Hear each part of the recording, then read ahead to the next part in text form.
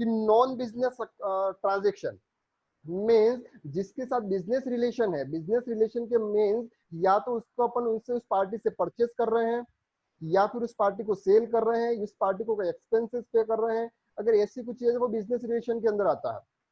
लेकिन जिस पार्टी के साथ हमारे को बिजनेस रिलेशन ही नहीं है, हम ना तो गुड्स परचेस कर रहे हैं, ना सेल कर रहे हैं, ना कुछ नहीं कर रहे हैं, लेकिन अगर उस पार्टी को अगर हम कुछ पेमेंट कर रहे हैं तो उसे आप लोन्स एंड एडवांस के अंदर कवर करेंगे। This is the part of the assets. ये बैलेंस शीट के अंदर एसेट साइड में शो होगा। तो लोन्स एंड एडवांस क्लियर है। अब बात कर रहे हैं कि जिस तरह से अपन लोन देते हैं, जिससे हम लोन देते हैं अगर किसी पार्टी को, उसी तरह से हम किसी पार्टी से लोन ले भी सकते हैं। हमें फॉर एग्जांपल वर्किंग कैपिटल की रिक्वायरमेंट होती है, तो वर्किंग कैपिटल की रिक्वायरमेंट के लिए क्या होता है, या तो बिजनेस ओडी लिमिट लेते हैं, या सीसी लिमिट लेते हैं, या फिर किसी से लोन लेते हैं। तो लोन की अगर मैं बात करूं, किसी अदर पर्सन से अगर आप लोन ले रहे हैं जिसके साथ तो बिजनेस रिलेशन नहीं है, अगर उस पर्सन से आप कोई भी पैसा रिसीव कर रहे हैं, चाहे वो बैंक से कर रहे हैं या किसी RTGS NEFT means digital transaction के द्वारा कर रहे हैं, या फिर अगर आप कैश में कर रहे हैं, तो उसकी जो एंट्री होगी means cash received from party. मतलब पार्टी का मींस यहाँ पर उस पर्सन से है जिस पर्सन से अपन लोन ले रहे हैं। तो फ्रॉम पार्टी, तो उस ट्रांजैक्शन को कैसे रिकॉर्ड करेंगे, कैश अकाउंट या bank account to party account. Business के अंदर कैश या चेक आता है तो उसको डेबिट किया जाता है, और यहाँ पर पार्टी को क्रेडिट कर रहे हैं। इसलिए क्रेडिट कर रहे हैं कि क्योंकि हमने उनसे लोन लिया हुआ है, उनसे पैसा उधार पे लिया हुआ है, तो अल्टीमेटली हमें फ्यूचर में उसको वापस रीपे करना है। तो जिस पर्सन को पैसा रीपे करना होता है या चुकाना होता है, तो ये हमारे लिए हिंदी में बोले तो दायित्व, इंग्लिश में बोले तो लाइबिलिटीज है। तो जब भी हमारी को लाइबिलिटीज होती है तो लाइबिलिटीज ऑलवेज क्रेडिट होती है, इसलिए हम इस पार्टी को क्रेडिट करेंगे। तो हमें पार्टी का लेजर्स क्रिएट करना होगा। For example cash receive from Ram, तो cash account debit to Ram account, तो राम अकाउंट्स का लेजर्स क्रिएट करेंगे। चाहे आप कोई भी सॉफ्टवेयर यूज कर रहे हैं, आप बीजी का कर रहे हैं या टेली का कर रहे हैं या अदर सॉफ्टवेयर यूज कर रहे हैं, लेकिन लेजर सेम ही बनेंगे अकाउंट्स के अंदर। तो राम का लेजर्स क्रिएट करेंगे और उसका हेड रखेंगे अनसिक्योर्ड लोन। यहाँ पर दो टाइप्स के लोन होते हैं, टू टाइप्स के लोन होते हैं। फर्स्ट होता है अनसिक्योर्ड लोन और सेकंड होता है सिक्योर्ड लोन। अनसिक्योर्ड लोन का मीन्स जिसके अंदर का हमको सिक्योरिटी प्रोवाइड नहीं करते हैं। तो यहाँ पर बात होती है कि अगर किसी पर्सन से अगर आप कोई मनी रिसीव कर रहे हैं एज ए लोन, तो आपको सिक्योरिटी नहीं दे रहे हैं, दैट्स कॉल्ड अनसिक्योर्ड लोन, और वो हमारी लाइबिलिटीज है, इसलिए उसे करंट लाइबिलिटीज के अंदर अनसिक्योर्ड लोन के अंदर कवर करेंगे उसको। तो आप जिस भी पार्टी से, 1 मिनट यशवनी जी, हम जिस भी पार्टी से अगर अनसिक्योर्ड लोन ले रहे हैं, केस रिसीव कर रहे हैं नॉन बिजनेस ट्रांजेक्शन के थ्रू, तो हम उसे अनसिक्योर्ड लोन के अंदर कवर करेंगे। यस यशवनी जी बोलिए। मैंने कहा बैंक और एनबीएफसी से जितने भी अपन लोन लेते हैं, चाहे होम लोन हो, प्लॉट लोन हो, व्हीकल्स लोन हो या गोल्ड लोन हो, ये सब क्या सिक्योर्ड लोन है? अभी आएगा सर, अभी अपन सिर्फ पार्टी की बात कर रहे हैं। अच्छा, अभी सिर्फ पार्टी की बात हुई है, अभी अनसिक्योर्ड लोन पे थे, अब सिक्योर लोन पे आएंगे सर। तो अनसिक्योर्ड लोन समझ में आ गया। अनसिक्योर्ड लोन का मतलब कोई पर्सन है सामने वाला और जिससे हम कोई पैसा ले रहे हैं, और जिसे हम कुछ फिक्स लिमिट के अंदर वापस पे करेंगे, और उस पर भी जो भी इंटरेस्ट होगा, इंटरेस्ट पर अगर वो टीडीएस के लिए डिडक्टेबल है तो हम उसको टीडीएस डिडक्ट करेंगे, जो हम टीडीएस के चैप्टर्स के अंदर कवर करेंगे। तो यहाँ पर ये ट्रांजेक्शन हो गया। आप नेक्स्ट ट्रांजेक्शन की cash receive from party for loan, that's called cash account या bank account debit to party accounts. Party को लेंगे अनसिक्योर्ड लोन के अंदर। अनसिक्योर्ड लोन बैलेंस शीट के अंदर क्रेडिट साइड में आता है, करंट लायबिलिटीज के अंदर। अगर आपका लोन, जैसे अगर आप कंपनी की बैलेंस शीट बनाएंगे तो वहां पर दो मेथड्स होते हैं, एक होता है लॉन्ग टर्म लायबिलिटीज और दूसरा होता है short term liabilities. Long term liabilities मतलब मोर देन 12 मंथ, और शॉर्ट टर्म लायबिलिटीज मतलब लेस देन 12 मंथ। लेकिन अगर आप किसी प्रोपराइटरशिप की या किसी अदर की पर्सन अगर बैलेंस शीट बना रहे हैं, तो उसके अंदर नो कोई लॉन्ग टर्म नहीं होता है, ना शॉर्ट टर्म होता है, उसके लिए सिर्फ लाइबिलिटीज होती है, अनसिक्योर्ड लोन होता है। अब बात कर रहे हैं कि केस रिसीव या loan taken from any hello bank. Sir. Yes, हाँ सर, ये सभी चीजें नोटबुक में लिखनी है कि आप नोट्स भी सेंड करेंगे इसके बाद? जो मैं यहाँ पे लिख रहा हूं वही की वही या एंट्री आपको कल एक नोट्स प्रोवाइड करे थे अपने व्हाट्सएप ग्रुप के अंदर, हाँ हाँ यस ठीक है। उसके अंदर वही सभी ट्रांजेक्शन है हाँ वहां पे, अगर आपने इसको रीड करा यस होगा, हाँ है ना उसमें। तो आप वहां पे, ओके हाँ अभी अगर आप हाँ रेफर नहीं करेंगे तो चलेगा, वहां पे आप एक बार देख लीजिएगा उसको। वो बेसिक अकाउंटिंग के ही है ना पूरे, या पूरे ही है वो? वो बेसिक अकाउंटिंग के पूरे हैं, यस यस वो लास्ट बैलेंस शीट किस तरह से ठीक फाइनल होती है वो सब कुछ है ठीक। उसमें। मतलब पूरे कोर्स के यस हैं या सिर्फ बेसिक अकाउंटिंग टॉपिक के हैं? सिर्फ बेसिक अकाउंटिंग के हैं पूरे कोर्स के, तो फिर बाद में आप धीरे धीरे आएंगे आपके पास में। ठीक ठीक ठीक ठीक ठीक। वो इसलिए यस यस आपको दिए गए हैं क्योंकि अगर आपको सीनियर अकाउंटेंट की अपन बात कर रहे हैं या फिर अकाउंट्स मैनेजर की बात कर रहे हैं, तो उसके लिए आपको बेस बनाना पड़ेगा। तो यस बेस बनाने के पर्पज से मैंने आपको वो नोट्स दिए हुए हैं। इतना अगर आप जैसे कुछ 139 138 तो पेजेस है, जिसमें से अकाउंट के पेजेस कोई 40 या 50 पेजेस है।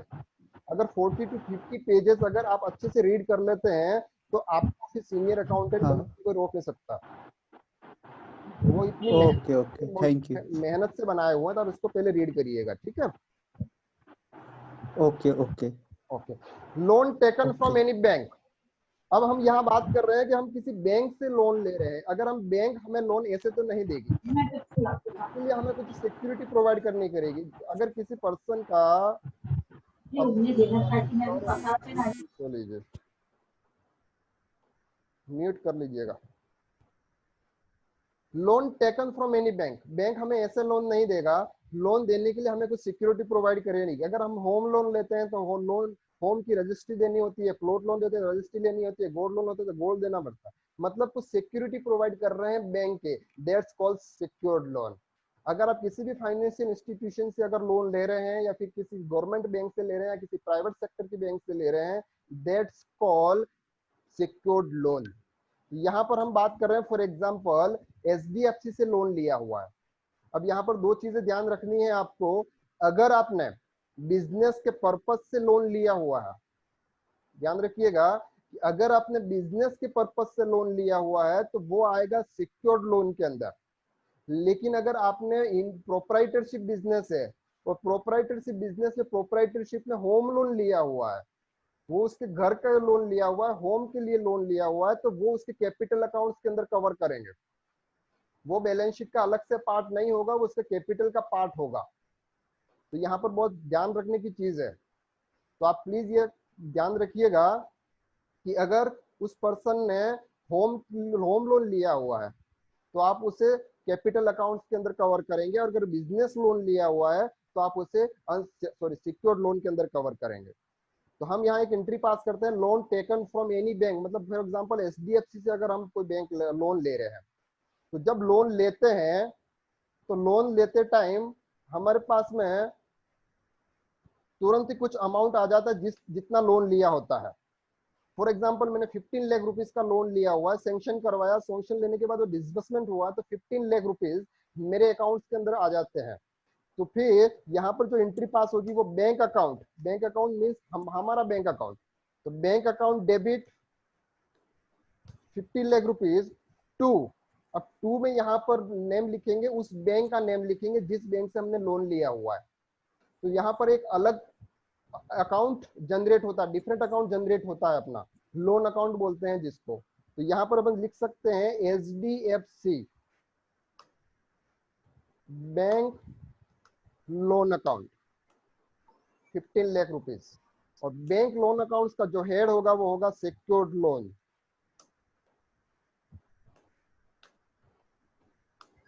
तो loan taken from any bank, that's called secured loan. Bank account debit to HDFC bank loan account 15 lakh rupees, जितना अमाउंट होगा उतना का, आपका अगर 50 अलग अमाउंट है तो आप अलग लिख दीजिएगा, दैट्स कॉल्ड सिक्योर्ड लोन। तो आप जितने भी लोन लेंगे वो सभी सिक्योर्ड लोन के अंदर ही आएंगे। अब यहाँ पर बात चल रही है कि जो हम लोन लेते हैं, लोन डिसबर्समेंट होने के बाद हमें एक इंस्टॉलमेंट पे करनी होती है।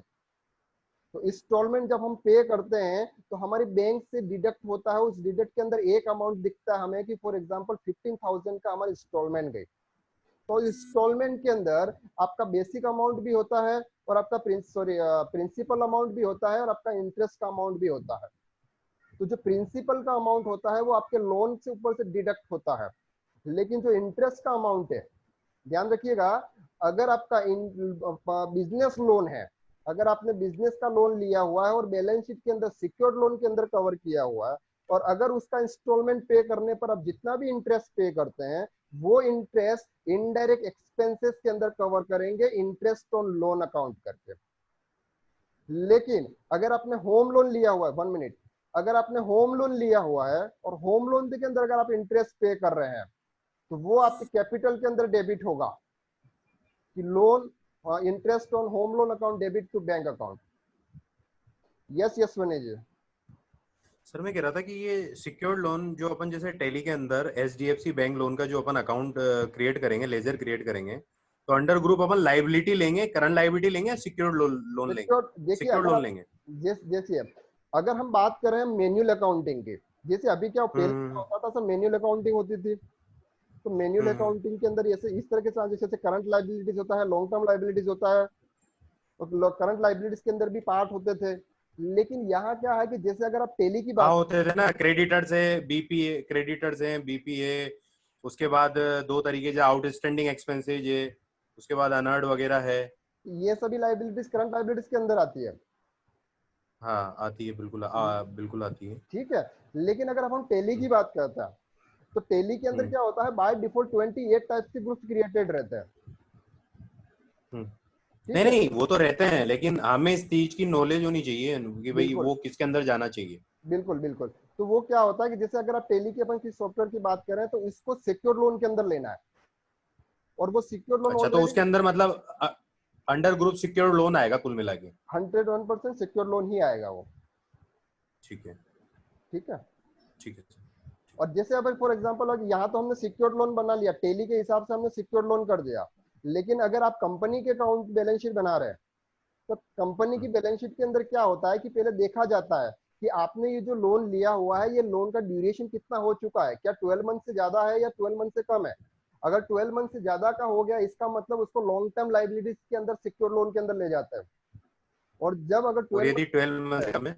काम है तो उसको हाँ करंट लाइबिलिटीज के अंदर, या नॉन करंट लाइबिलिटीज जिसको बोलते हैं, या करंट लाइबिलिटीज बोलते हैं, sorry non long term, non long liabilities बोलते हैं, या फिर लॉन्ग टर्म करंट लाइबिलिटी। हाँ, और या फिर करंट लाइबिलिटीज बोलते हैं, उसके अंडर में सिक्योर लोन के अंदर कवर करते हैं। तो जो कंपनी की बैलेंस शीट बनती है वो बहुत ही डिफरेंट बनती है, तो वहां पर अलग अलग पार्ट होता है। वो टेली के अंदर सिर्फ सिक्योर लोन को देख के ही वहां पर उसको किया जाता है, लेकिन टेली के अंदर तो आपको सिर्फ सिक्योर लोन ही इसका हेड सेलेक्ट करना है। यहाँ अपन बात कर रहे थे इंटरेस्ट की, तो इंटरेस्ट में अगर आपने होम लोन का इंटरेस्ट पे इंस्टॉलमेंट पे कर रहे हैं, अगर उसका इंटरेस्ट पे कर रहे हैं तो उस इंटरेस्ट को आपको कैपिटल अकाउंट का हेड सेलेक्ट करना है। तो interest on home loan account debit to bank account. अब यहाँ पर अगर एंट्री पास कर रहे हैं अपन इंस्टॉलमेंट की, ध्यान रखिएगा यहाँ पे, for example HDFC bank loan account debit 15,000 rupees to bank account. ये इंस्टॉलमेंट पे करी हमने एवरी मंथ, इस टाइप की हम इंस्टॉलमेंट पे करते हैं। इंस्टॉलमेंट पे करने के बाद आपको एंड ऑफ द ईयर या तो इंटरेस्ट सर्टिफिकेट मंगवाना होता है या फिर इसका शेड्यूल मंगवाना होता है। तो वहां आपको ये दिख जाता है कि मैंने ईयरली कितना इंटरेस्ट पे करा और कितना प्रिंसिपल अमाउंट पे करा। लेकिन अगर आपके पास में अभी शेड्यूल है, जब आप एंट्री पास कर रहे हैं उस टाइम पे अगर आपके पास शेड्यूल है तो उसकी एंट्री आप कैसे पास करेंगे? उसकी एंट्री आप पास करेंगे HDFC bank loan account, for example principal amount गया 5,000 rupees, interest on loan account 10,000 rupees to bank account. Bank. तो ये एचडीएफसी बैंक लोन से अपने लाइबिलिटी मतलब उसमें बैलेंस शीट के अंदर लाइबिलिटी में अपने आप कम हो जाएंगे 5,000 रुपए, कम होते 5,000 रहेंगे रुपीज वहां अपने पे। प्रिंसिपल में से डिडक्ट हो जाएंगे।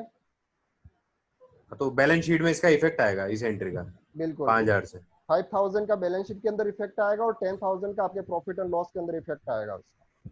डेबिट डेबिट पक्ष में आ जाएगा तो इंटरेस्ट जो है ऑन द लोन।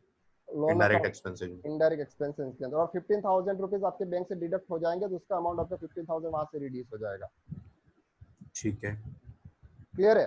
तो ये एंट्री तब होती है जब आपको ये मालूम होता है कि मेरा शेड्यूल है और मुझे ये मालूम है कि मेरे पास में इतना इंटरेस्ट है और इतना प्रिंसिपल है। क्यों लेकिन सर, जब अपन लोन लेते होंगे तो लोन वाले अकाउंट में, जैसे एचडीएफसी बैंक लोन में अपन ने लाइबिलिटी में सिक्योर्ड हो या अनसिक्योर्ड हो, अपन ने मान लो 5 लाख का लोन लिया तो 5 लाख रुपए तो वो बढ़ गए, उसके बाद अपना बैंक में भी अकाउंट बढ़ता होगा, तभी तो बैलेंस शीट एवरेज होती होगी, तभी तो दोनों मतलब राइट दोनों बराबर रहेगी, इक्वल रहेगी। बिल्कुल बैंक में भी रहेगी। 5 लाख रुपए आते होंगे।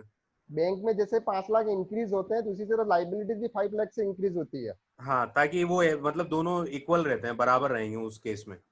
इसी इसे ऐसे ही पता चलता है कि नॉर्मली इस टाइप का अगर अपने पास में नॉलेज है, तो ही अपन को आइडिया रहता है बैलेंस शीट कैसे प्रिपेयर करता है। सही बात है।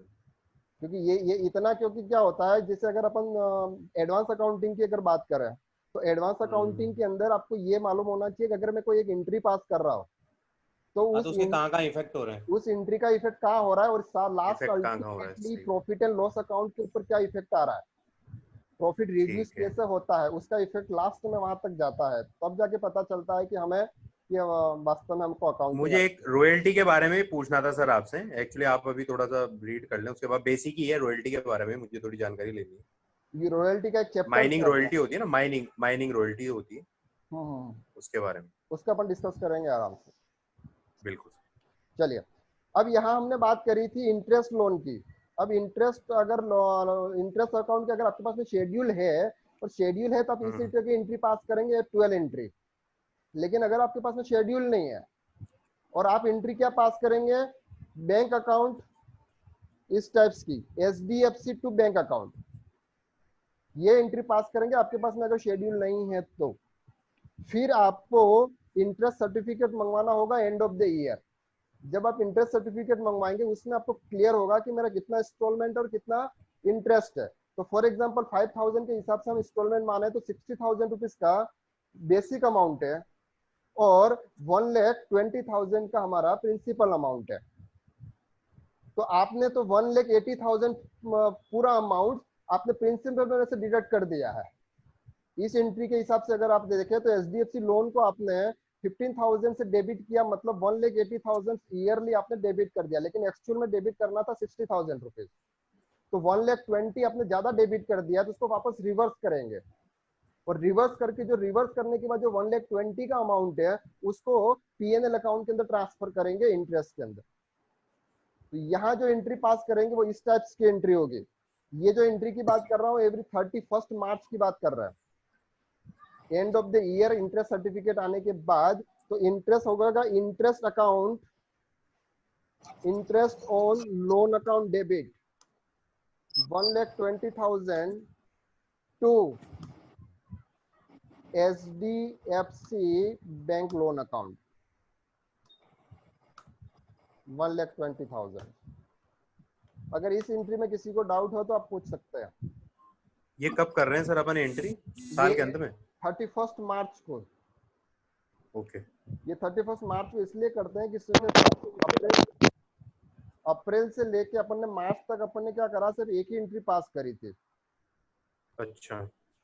क्योंकि लोन अकाउंट को अपन ने डेबिट कर दिया था। अब लोन अकाउंट में एक्चुअल में 1,60,000 ही डेबिट होंगे, लेकिन हमने कर दिए थे नहीं, लेकिन 1,80,000।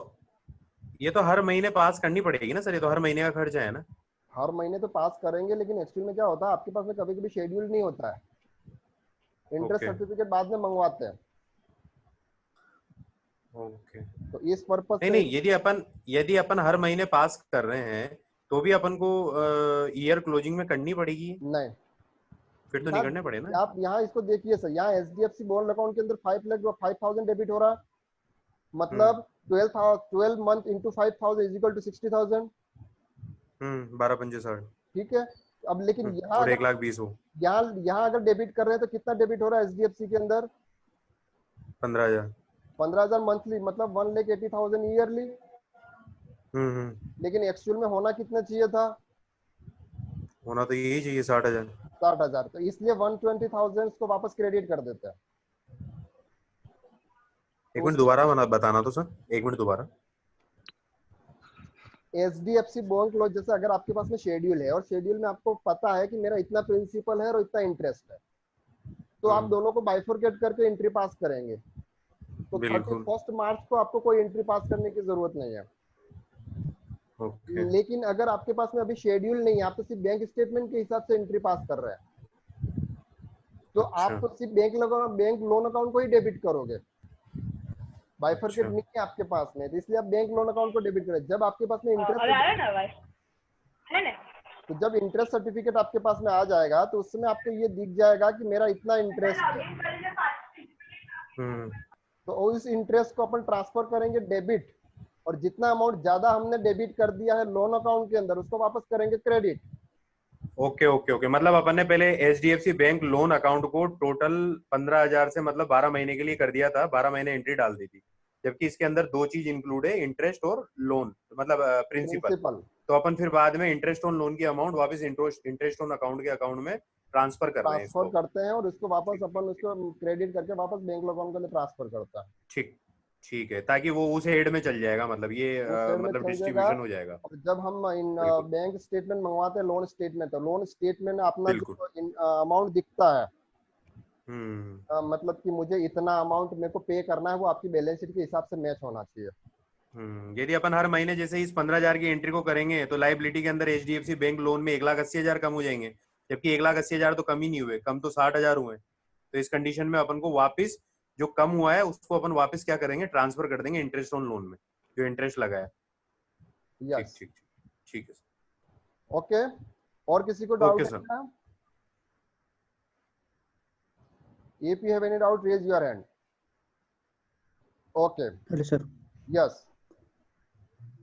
हाँ, 14 और 15 वाली एंट्री रिपीट कर दो। 14 और 15 वाली कौन बात कर रहे हैं sir? Yes yes, interest on loan से 14 और 15 है, चैतन्य कटा। 14 और 15 सर, यही तो अभी डिस्कस कर रहे हैं अपन। जो यस यस 14 और 15 एंट्री तो डिस्कस करी अभी तक अपन ने, कि अगर हम यहाँ एक बार मैं आपको फिर से और क्लियरली समझा देता हूँ कि अगर हमारे यस। पास में इंटरेस्ट का शेड्यूल है, क्योंकि क्या होता है, एक लोन लेते हैं, लोन हाँ के अंदर इंटरेस्ट अमाउंट और प्रिंसिपल अमाउंट दो ऐड होते हैं। तो जो प्रिंसिपल अमाउंट होता है वो लोन यस। अमाउंट में से माइनस होता है, और जो इंटरेस्ट का अमाउंट होता है वो हमारा एक्सपेंसेस हाँ होता है, खर्चा होता है वो। तो एक्सपेंसेस को हाँ हमें हाँ। कहाँ ले जाना होता है, हमें पीएनएल में ले जाना होता है अगर बिजनेस लोन है तो। और जो प्रिंसिपल अमाउंट यस जो डिडक्ट होता है वो बैलेंस शीट में से हमें रिड्यूस करना होता है। तो अगर आपके पास में शेड्यूल है तो आप यस इस टाइप की एंट्री पास करेंगे। शेड्यूल है अगर आपके पास में, तो आप इस टाइप की एंट्री पास करेंगे, HDFC बोल लोन अकाउंट डेबिट और yes yes interest loan account debit to bank account. लेकिन अगर आपके पास में शेड्यूल नहीं है, यस। तो आप इस टाइप की एंट्री पास करेंगे, हाँ HDFC bank loan account okay debit okay bank account. और एंड ऑफ द 31 ओके। मार्च आपको एक और एंट्री पास करनी पड़ेगी इस टाइप की। यस, क्लियर है? Clear clear. ओके। फिर भी अगर क्लियर नहीं होता है तो आप मुझे कल व्हाट्सअप करिएगा।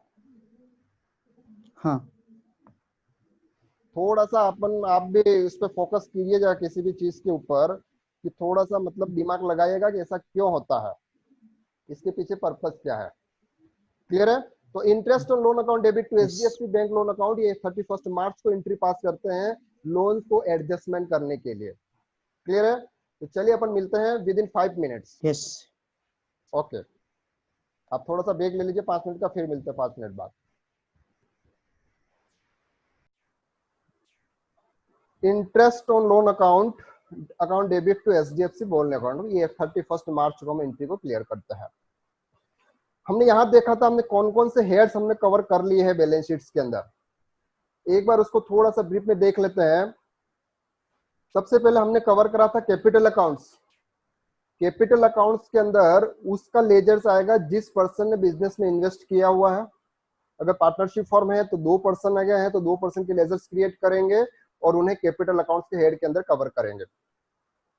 नेक्स्ट आया था कि हमने बैंक अकाउंट ओपन कराया है। अगर बैंक अकाउंट ओपन कराया है, this is type of the assets that's called bank account. Tally या किसी के अंदर एक ग्रुप होता है बैंक अकाउंट्स का अंदर, तो आपने जितने भी बैंक अकाउंट्स ओपन कराए हुए हैं उसको आप बैंक अकाउंट के हेड में कवर करेंगे। इसके बाद हमने बात करी थी फिक्स एसेट्स की। तो फिक्स एसेट्स का मतलब अगर आप बिजनेस के यूज के लिए मोर देन 1 ईयर अगर आप कुछ परचेज करते हैं और बिजनेस के यूज के लिए अगर आप परचेज कर रहे हैं तो उन्हें आप फिक्स एसेट्स के हेड में कवर करेंगे। और फिक्स एसेट्स के ऊपर डेप्रिसिएशन चार्ज होता है, जो डेप्रिसिएशन हम बाद में डिटेल्स में समझेंगे as per income tax WDV method से किस प्रकार से डेप्रिसिएशन चार्ज होता है उस पर। इसके बाद हमने बात करी थी डिपॉजिट एंड एसेट्स की। हमने सिक्योरिटी डिपॉजिट्स करा था। सिक्योरिटी डिपॉजिट्स मतलब, यस यशवनी जी। मैं कह रहा था, मैंने कहा सर ये फिक्स एसेट्स पे जो डेप्रिसिएशन है ये अपन फिक्स लाइन से करें या WDV से करें, ये डिपेंड करता है इनकम टैक्स रूल के हिसाब से या अपनी पॉलिसी होती है? नहीं, अगर कंपनी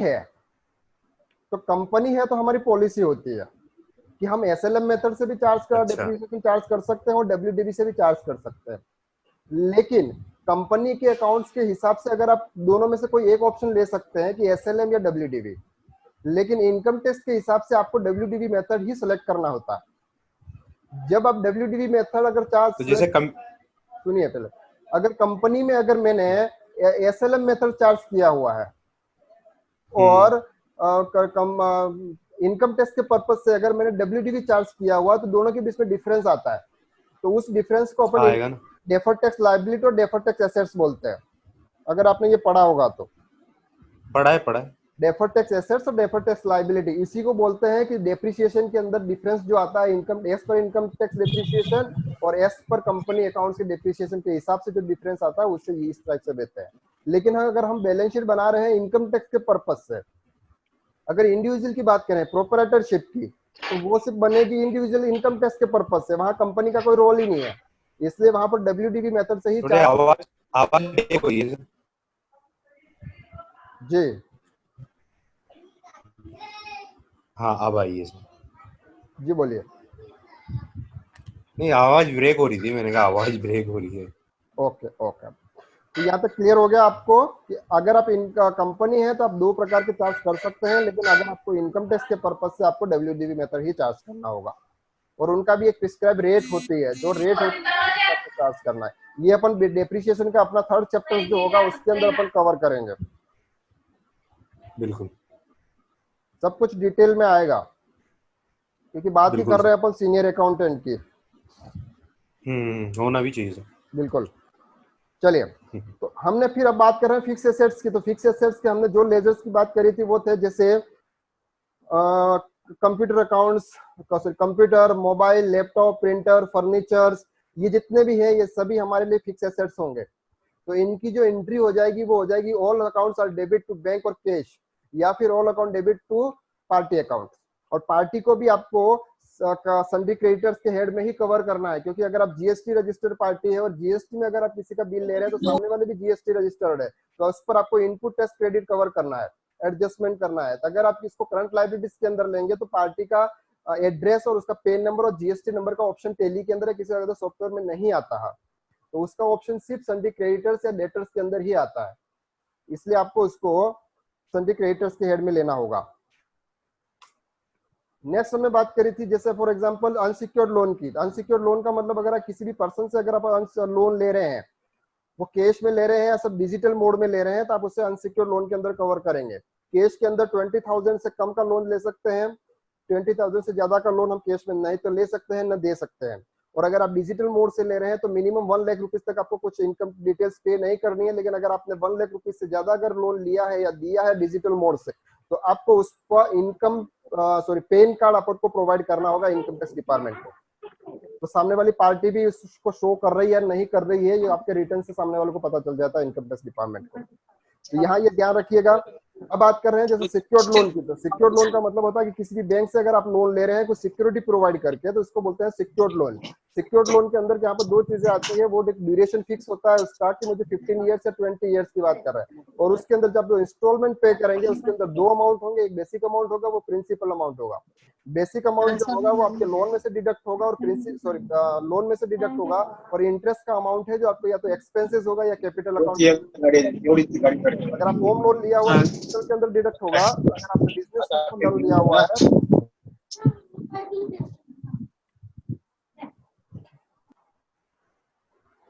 बिजनेस का लोन लिया हुआ तो आपके बैलेंस P&L के अंदर कवर करेंगे।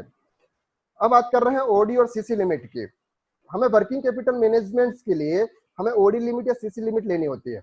जिस तरह से हमारा एक बैंक अकाउंट होता है उसी तरह से हमारा एक ओडी लिमिट का भी अकाउंट होता है। ओडी अकाउंट जिसको बोलते हैं, ओडी का मतलब होता है ओवरड्राफ्ट और सीसी का मतलब होता है कैश क्रेडिट। तो ओडी और सीसी के बीच में क्या डिफरेंस है? ओडी, जब आप कोई ओवरड्राफ्ट लेते हैं किसी बैंक से, तो ओवरड्राफ्ट का मतलब होता है कि आपके बैंक अकाउंट में पैसा नहीं है, फिर भी आप एक लिमिट तक किसी पार्टी को पेमेंट कर सकते हैं या कैश विड्रॉल कर सकते हैं। जैसे फॉर एग्जांपल अगर आपने 5 लाख रुपीस की लिमिट ली हुई है तो 5 लाख की लिमिट के हिसाब से आप 5 लाख रुपीस तक का विड्रॉल कर सकते हैं आपके बैंक अकाउंट से। और टाइम टू टाइम अगर आपके पास में कैश आ गया तो आप डिपॉजिट कराएंगे, अगर नहीं है तो नहीं कराएंगे, तो उस पर आपको इंटरेस्ट पे करना होगा एवरी मंथली।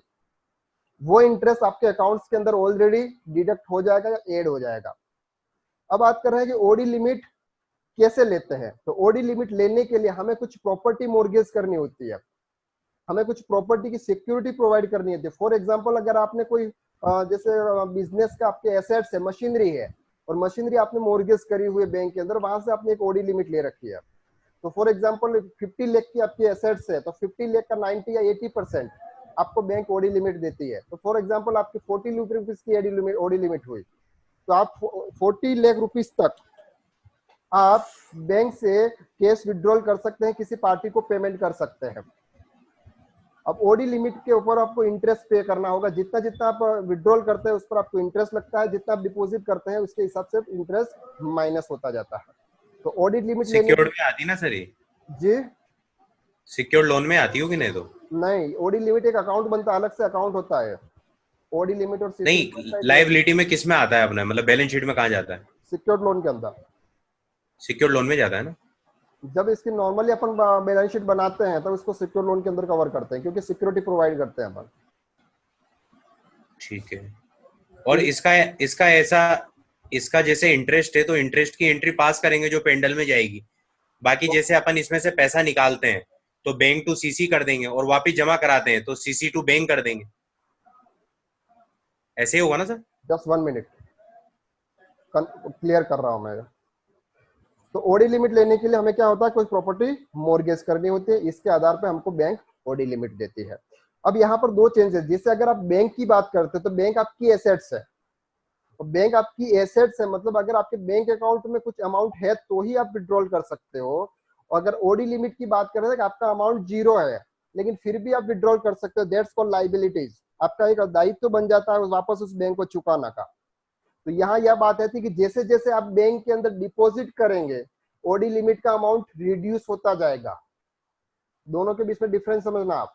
बैंक अकाउंट और ओडी अकाउंट के अंदर क्या डिफरेंस है? बैंक अकाउंट के अंदर जब आपको डिपॉजिट करते हैं तो बैलेंस इंक्रीज होता है, और ओडी लिमिट के अंदर जब आप डिपॉजिट करते हैं तो बैलेंस डिक्रीज होता है, क्योंकि उसका नेचर क्रेडिट है और बैंक अकाउंट का नेचर डेबिट है। तो डेबिट को अगर डेबिट करेंगे तो इंक्रीज होगा और क्रेडिट को अगर डेबिट करेंगे तो रिड्यूस होगा। क्लियर है? तो ओडी लिमिट के अंदर जैसे जैसे हम कैश विड्रॉल करेंगे उसका अमाउंट इंक्रीज होता जाएगा। तो एवरी मंथ के एंड या फिर middle of the month bank आपसे इंटरेस्ट चार्ज करेगी जो आपके अकाउंट्स के अंदर ऐड हो जाएगा। ऐड हो जाएगा मतलब आपका अमाउंट बढ़ जाएगा। मतलब आपके अकाउंट से ओडी लिमिट के अंदर 5 लाख रुपीस का अमाउंट है और 5 लाख रुपीस को 15,000 का इंटरेस्ट हो रहा है, तो आपका अमाउंट 5,50,000 रुपीज हो जाएगा, में 15,000 रुपीज इंक्रीज हो जाएगा। तो जो 15,000 का जो अमाउंट है उस अमाउंट को आपको इंटरेस्ट के अंदर कवर करना है, इंटरेस्ट ऑन ओडी अकाउंट। ये आता है फाइनेंशियल एक्सपेंसेस के अंदर। फाइनेंशियल एक्सपेंसेस के अंदर इसको कवर करते हैं कि interest on OD account debit to OD account. Transaction क्या हो जाएगा इसका? इंटरेस्ट ऑन, मैं यहां पे टाइप कर लेता हूं, अगर आप लिखना चाहे तो लिख सकते हैं, account debit to OD bank account whatever amount. तो ये हो गया ओडी लिमिट। ओडी लिमिट जो होगी, ओडी अकाउंट जो होगा वो बैलेंस शीट के क्रेडिट साइड में शो होगा आपको। अब बात करते हैं सीसी लिमिट। सीसी अकाउंट्स का मतलब होता है कैश क्रेडिट। अब यहाँ दोनों का डिफरेंस समझते हैं। ओडी और सीसी के अंदर क्या डिफरेंस है? तो ओडी के अंदर हमें कुछ प्रॉपर्टी मॉर्गेज करनी होती है और सीसी के अंदर हमें बैलेंस शीट प्रोवाइड करनी होती है एवरी मंथ। अब बैलेंस शीट के अंदर क्या शो करेगा जब तक आपको सीसी लिमिट मिलेगी? तो बैलेंस शीट के अंदर आपको अगर बात करें तो करंट रेशो का मतलब होता है current assets equal two divided by current liabilities. अगर अच्छे से बिजनेस कर रहे हैं, अगर आपको अच्छी सीसी लिमिट चाहिए तो आपको करंट रेशो आपका 2:1 का होना चाहिए। 2:1 का मतलब कि आपकी जितनी लाइबिलिटीज है उससे जस्ट डबल आपका एसेट्स होनी चाहिए, तब जाके आपका रेशो 2:1 का आता है। अब करंट रेशो कैसे निकलता है? करंट रेशो की अगर मैं बात करें, अगर आपको बैंक के अंदर सीसी लिमिट लेनी है तो सीसी लिमिट लेने के लिए आपको क्या प्रोवाइड करना होगा? करंट एसेट्स का मतलब होता है कि विद इन 1 ईयर्स के अंदर आप इक्विलेटेड टू कैश के अंदर ट्रांसफर कर सकते हैं। ऐसी कौन सी एसेट्स है जो आप 1 साल के अंदर अंदर में कैश के अंदर ट्रांसफर कर सकते हैं? That's called current assets. Like sundry debtors, cash account, bank account को कवर नहीं करते हैं उसमें, क्योंकि हमें सीसी लिमिट लेनी है तो बैंक अकाउंट के अंदर पैसा तो होगा नहीं, क्यों, इसीलिए हम सीसी अकाउंट ले रहे हैं। तो यहाँ पर आएगा सन्ड्री डेटर्स, स्टॉक, इन्वेंट्री और रिसीवेबल। हमें किस पार्टी से कितना रिसीव होने वाला है, सन्ड्री डेटर्स कितने हैं हमारे पास में, और हमारा स्टॉक कितना है, minus current liabilities like sundry debtors और एनी पेबल। यहां बात कर रहे हैं करंट एसेट्स की या करंट रेशो की। तो यहां मैं लिख लेता हूं, आप अगर आपको टाइप करना है तो आप कर सकते हैं। करंट एसेट्स के अंदर जो कवर होगा वो होगा करंट एसेट्स के अंदर सन्ड्री डेटर्स,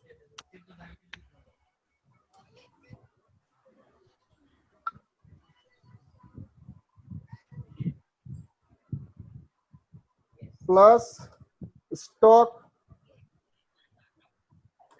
प्लस रिसीवेबल।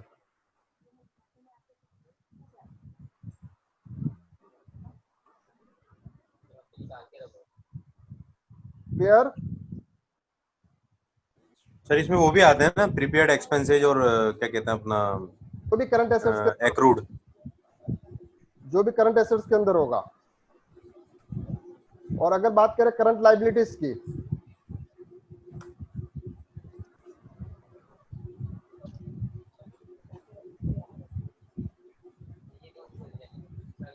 तो करंट लाइबिलिटीज के अंदर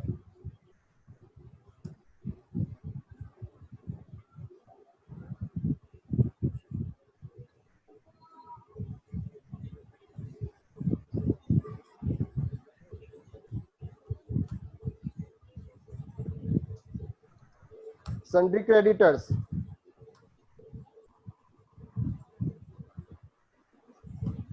प्लस एनी पेबल। आपको किसी को पे करना हो, इसके हिसाब से सीसी लिमिट डिसाइड होती है। अब नॉर्मली बिफोर जीएसटी के पहले क्या होता था कि हम कोई भी बैलेंस शीट बना के बैंक को प्रोवाइड कर देते थे, लेकिन जब जीएसटी आ गया इसके बाद में सब कुछ ट्रांसपेरेंस हो गया। इनकम टैक्स के हिसाब से भी बैलेंस शीट वही जाती है, कंपनी के अंदर भी बैलेंस शीट वही जाती है, जीएसटी के अंदर भी डेटा वही जाता है, और बैंक के सीसी लिमिट लेने के लिए भी डेटा वही जाता है। इसलिए आपको बहुत केयरफुली, अगर आपको सीसी लिमिट लेने के लिए अगर आपको डेटा दे रहे हैं बैंक को, तो आप कुछ भी बना के डेटा नहीं दे सकते। वही डेटा देना है जो आपके एक्चुअल में डेटा है आपकी बुक्स के अंदर, नहीं तो आपकी लिमिट, आप सीसी लिमिट नहीं ले पाएंगे। तो ये था, सीसी लिमिट लेने के लिए हमें बैलेंस शीट प्रोवाइड करनी पड़ती है, उसके अंदर करंट रेशो देखते हैं। Current ratio is equal to current assets upon current liabilities, और 2:1 से ज्यादा का होना चाहिए, तभी जाके आपको सीसी लिमिट अच्छी मिलती है। क्लियर हो गया यहाँ तक? तो ये हो गया सीसी लिमिट और ओडी लिमिट। बैंक अकाउंट हमने देख लिया। डिपॉजिट एंड एसेट्स के अंदर हमने बात करी थी एफडी अकाउंट और security deposit of the rent. अब यहाँ पर एक और लेजर्स आता है, जैसे हम किसी कंपनी के साथ वर्क कर रहे हैं और कंपनी हमें पहले सिक्योरिटी अमाउंट्स मांगती है हमारे से कि अगर आप 5 लाख रुपीज का आप सिक्योरिटी अमाउंट पे करिए, इसके बाद हम बिजनेस स्टार्ट करेंगे आपके साथ। तो वो अमाउंट भी आपका सिक्योरिटी डिपॉजिट्स के अंदर ही लेना है, मतलब डिपॉजिट एंड एसेट्स के अंदर कवर करना है उसे। चलिए अब एक्सपेंसेस की अपन बात करें। सीवरेज, यस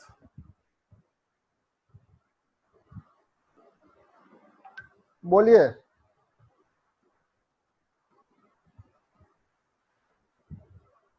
हेलो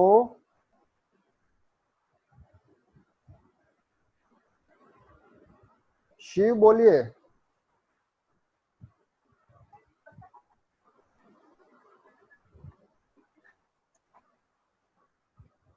एनी डाउट?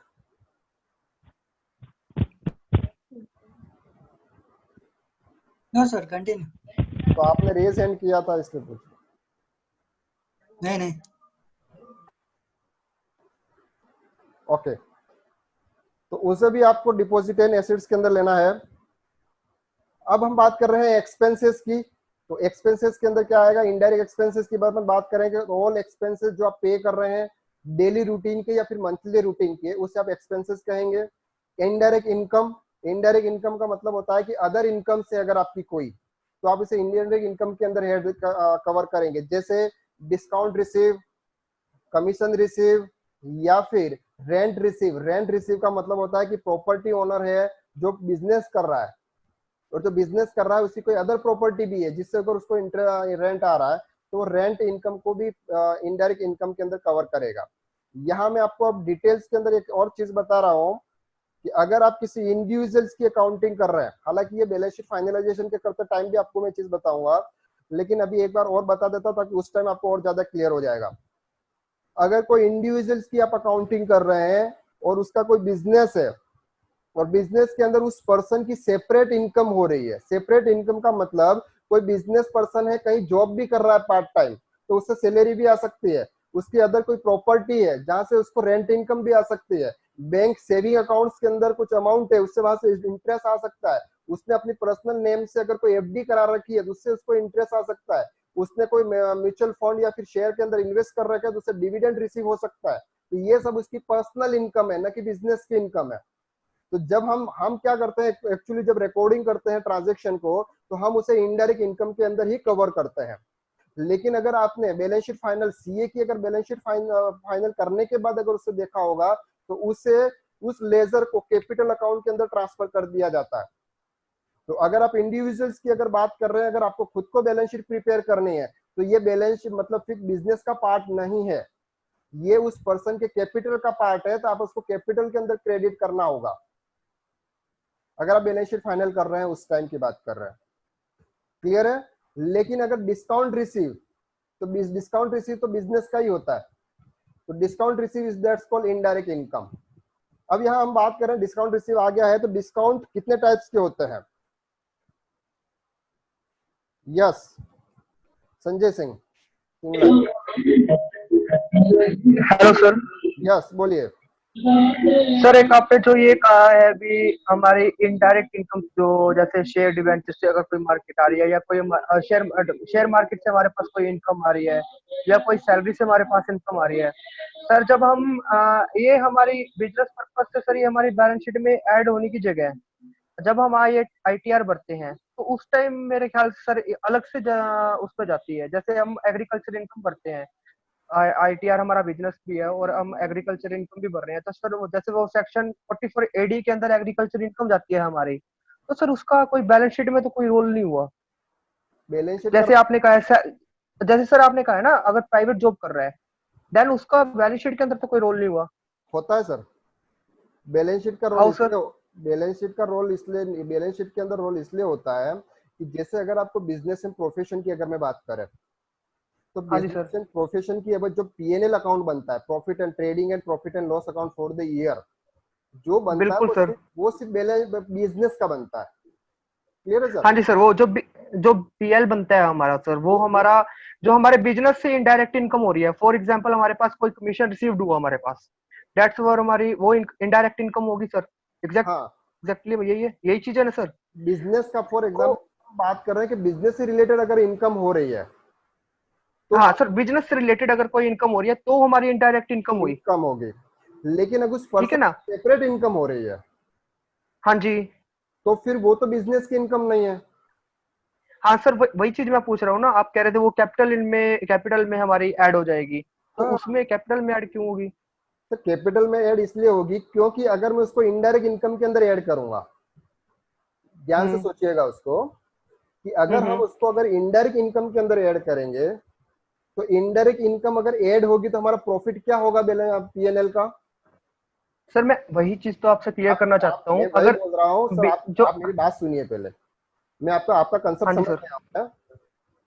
हाँ जी। मैं ये बोल रहा हूँ कि अगर हम उसको इनडायरेक्ट इनकम के अंदर कवर करेंगे तो अपना जो हम्म, ट्रेडिंग अकाउंट, पीएनएल अकाउंट का प्रॉफिट इंक्रीज होगा या डिक्रीज होगा?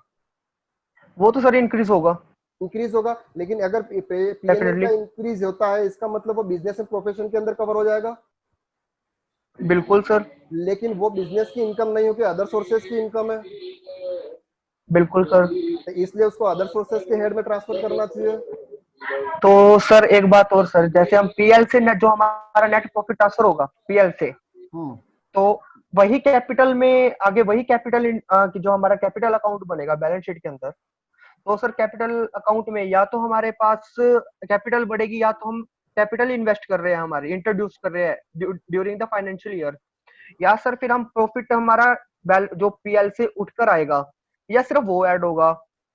मैं ये चीज क्लियर कर रहा हूँ ना, जो सेपरेट इनकम है वो बैलेंस शीट में क्यों इंट्रोड्यूस होगी, तो कहाँ आपके जाएगी? तरीके से कह रहा हूँ सर। इसका आईटी मैं वही आपसे पूछना चाहता हूँ ना, आप कह रहे हो कि कैपिटल उसका में वो बैलेंस शीट में ऐड हो जाएगी। उसका इनकम टैक्स रिटर्न के हिसाब से तो सोचना है ना सर अपन को। हाँ सर, फिर मैं आईटीआर के हिसाब से पूछ रहा हूँ। हाँ, तो वही बोल रहे हैं कि आईटीआर में आई आईटीआर में हम सर, आई अगर हम इसमें बैलेंस शीट, सर सुनिए एक मिनट, अगर सर हम बैलेंस शीट में उसको ऐड नहीं करते हैं, अगर हम आईटीआर के अंदर अगर उसको इनकम फॉर्म अदर सोर्स दिखाते हैं, देन वो नहीं चलेगा। हाँ, तो इसी के पर्पज से तो इसको अपन कैपिटल में ट्रांसफर कर रहे हैं सर, क्योंकि कहीं तो हमें उसको ओके। एंट्री तो पास करनी होगी कि नहीं होगी सर? मैं इन चलो सर, मेरा ये पॉइंट शायद मेरे कुछ और समझ में है, कोई मैं बात आप नहीं। मैं आगे मैं मैं आप कंटिन्यू करते हैं सर। मैं आपको और क्लियर कर देता हूँ, कंटिन्यू नहीं करते हैं क्योंकि बीच में छोड़ने से काम नहीं होता। मैं क्लियरली आपको ये बता रहा हूँ कि अगर हम इनडायरेक्ट इनकम के अंदर कवरते हैं तो this is the part of the profit and loss account. Clear है? बिल्कुल हाँ जी सर, ये तो मानते हूँ मैं आपकी बात। ठीक है। लेकिन हमें क्या करना है सर, अगर उसको इनकम के अंदर लेंगे, इनडायरेक्ट इनकम, तो वो इनकम टैक्स के पर्पज से। ये कहाँ से आवाज आ रही है? आप ही के यहाँ से आवाज? नहीं सर, मैं एक्चुअली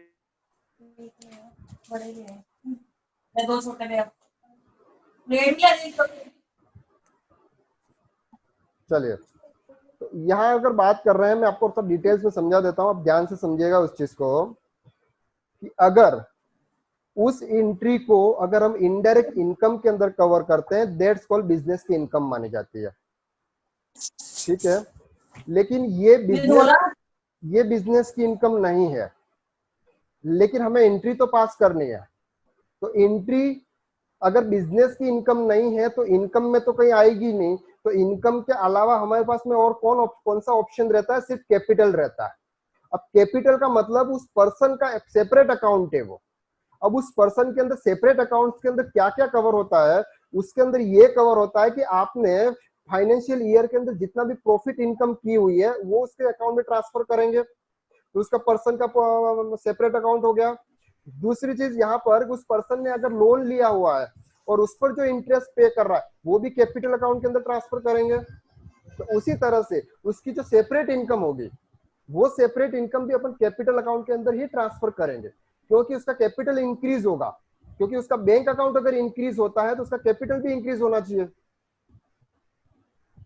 ठीक है।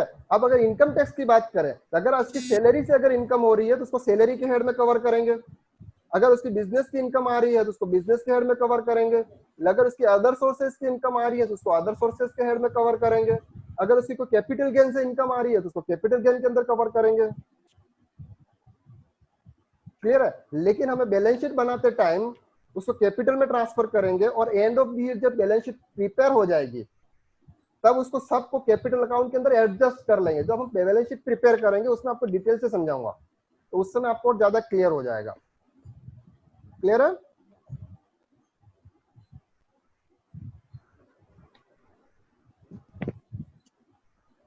और किसी को डाउट है क्या इस चैप्टर्स के अंदर?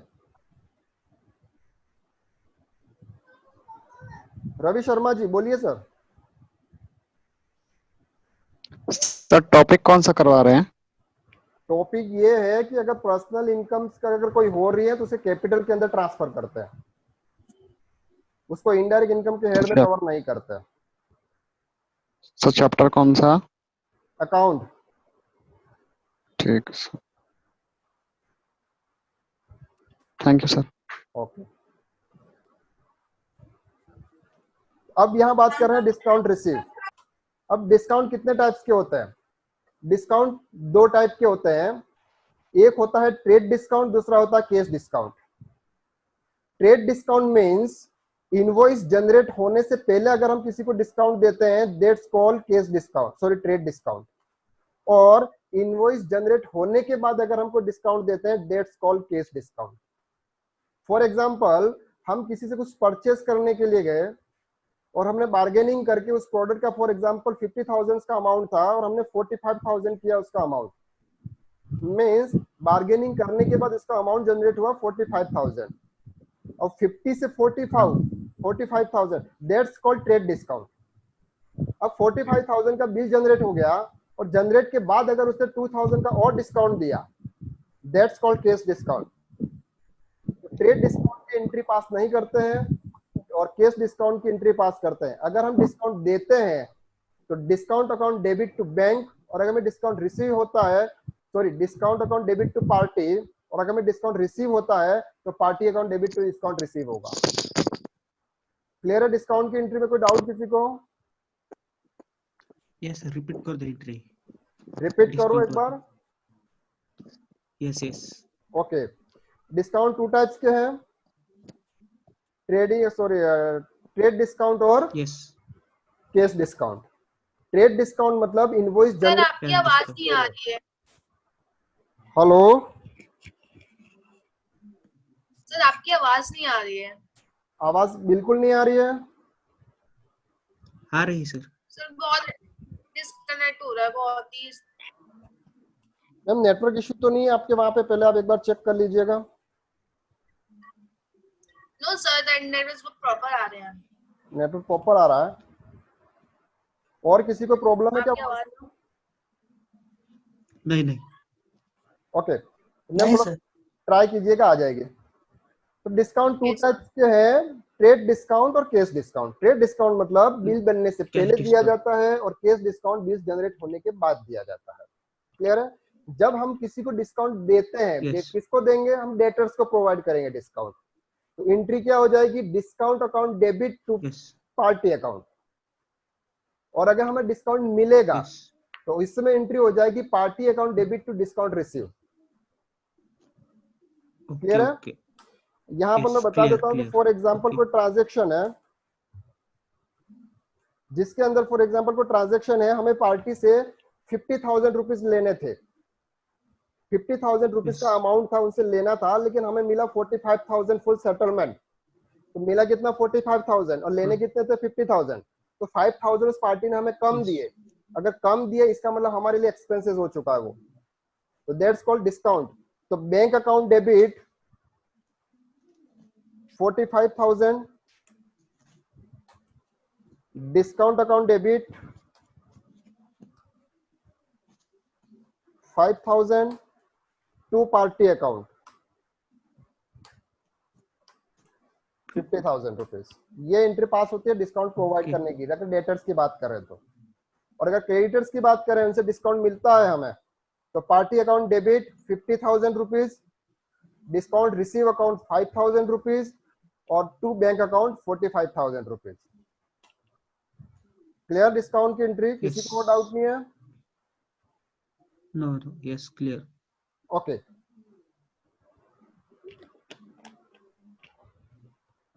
अब बात कर रहे हैं फॉर एग्जांपल बिजनेस की अकाउंटिंग कैसे होती है। तो यहाँ बात कर रहे हैं अपन ट्रेडर्स की। ट्रेडर्स मतलब इंडिविजुअल ट्रेडर्स की बात कर रहे हैं।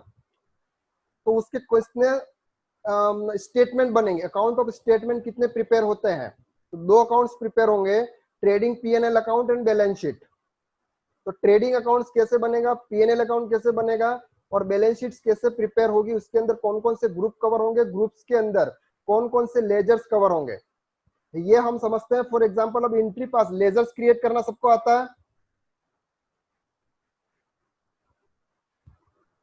लेजर्स का अमाउंट ट्रांसफर करना, लेजर अमाउंट ट्रांसफर करना, जैसे अकाउंट जो होता है सबसे पहले ट्रांजेक्शन को रिकॉर्ड करते हैं, ट्रांजेक्शन को रिकॉर्ड करने के बाद उसको लेजर्स के अंदर ट्रांसफर करते हैं, लेजर के अंदर ट्रांसफर करने के बाद समरी निकालते हैं, क्लोजिंग बैलेंस निकालते हैं, क्लोजिंग बैलेंस को ट्रायल बैलेंस के अंदर शिफ्ट करते हैं, ट्रायल बैलेंस से ट्रेडिंग पीएनएल और बैलेंस शीट प्रिपेयर करते हैं। ये पूरा अकाउंट का प्रोसेस होता है। तो हमने जो अभी अकाउंट का प्रोसेस देखा है वो देखा है सिर्फ फर्स्ट वाला ट्रांजेक्शन रिकॉर्ड, ट्रांजेक्शन को रिकॉर्ड कैसे करते हैं, ये वाला ट्रांजेक्शन अभी हमने प्रोसेस देखा हुआ है। अब देखेंगे कि लेजर्स के अंदर अमाउंट कैसे शिफ्ट करेंगे। तो यहाँ पर मैं आपको चीज क्लियर कर देता हूँ कि अमाउंट लेजर्स के अंदर अपन अमाउंट कैसे ट्रांसफर करेंगे, जिसको अपन बोलते हैं लेजर शिफ्टिंग। जो हम यहाँ पर फॉर एग्जांपल ये एक एंट्री पास करी है तो इसका ये एक लेजर्स है, तो उस लेजर्स के अंदर 50,000 का अमाउंट कैसे इफेक्ट करेगा। टेली के अंदर तो ऑटोमेटिक करता है, हमें सिर्फ एंट्री पास करनी होती है पेमेंट रिसिप्ट या कॉन्ट्रैक्ट के अंदर, लेकिन एक्चुअल में मैन्युअल के अंदर किस तरह से अमाउंट ट्रांसफर होता है वो हम इस सेशन के अंदर कवर करते हैं। तो मिलते हैं विद इन 5 मिनट्स के अंदर। तो यहाँ मैं 3 एंट्री पास कर रहा हूँ, इसको ध्यान से आप देखिएगा।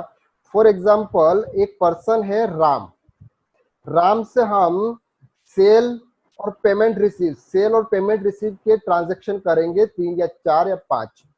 फिर उसकी लेजर की पोस्टिंग कैसे होती है इसको हम देखेंगे। तो यहाँ पर फॉर एग्जांपल फर्स्ट ट्रांजैक्शन लिखते हैं sales goods to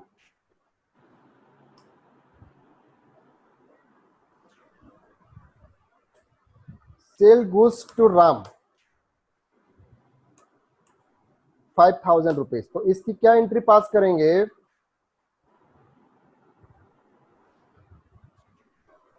Ram account debit 5,000 to sales account credit 5,000 rupees. ये एक एंट्री पास हुई। सेकंड एंट्री हम पास करेंगे received, cash receive rupees 3,000,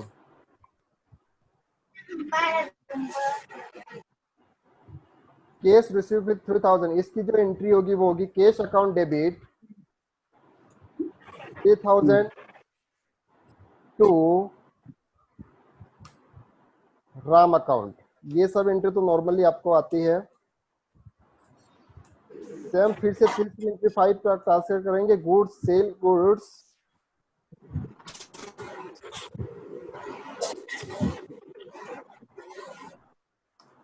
to Ram account.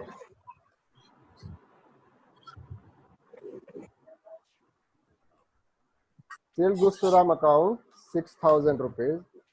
और सेम एंट्री इसकी पास हो जाएगी जो फर्स्ट ऊपर एंट्री पास करी थी।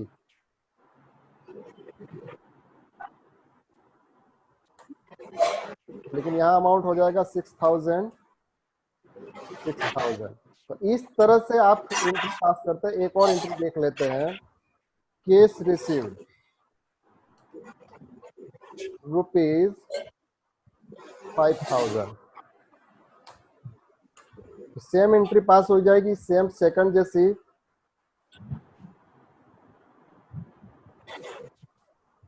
चलिए अब ये एंट्री आप पास करते हैं पेमेंट रिसिप्ट या कॉन्ट्रैक्ट के अंदर, किसी भी वाउचर्स के अंदर पास करते हैं। तो इस एंट्री को ट्रांजैक्शन पास करने के बाद इसका इफेक्ट टेली के अंदर कैसे होता है ये हम देख रहे हैं। तो टेली के अंदर जैसे आप फर्स्ट में लेजर्स क्रिएट करते हैं, जैसे मैंने करा था सेल्स अकाउंट का लेजर्स आपने क्रिएट करा, उसी तरह से अगर आप लेजर्स क्रिएट करेंगे, कैश अकाउंट का आपने लेजर्स क्रिएट करा और राम अकाउंट का लेजर्स क्रिएट करा होगा, सेम आपने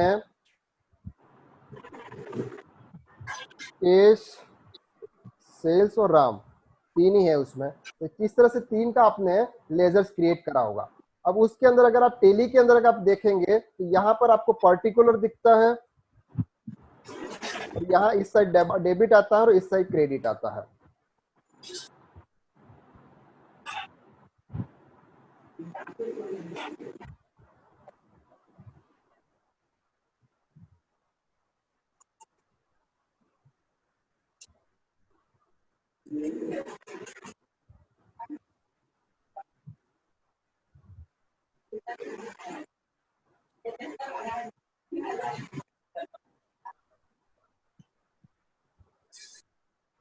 जैसे अगर हम इसकी बात करें,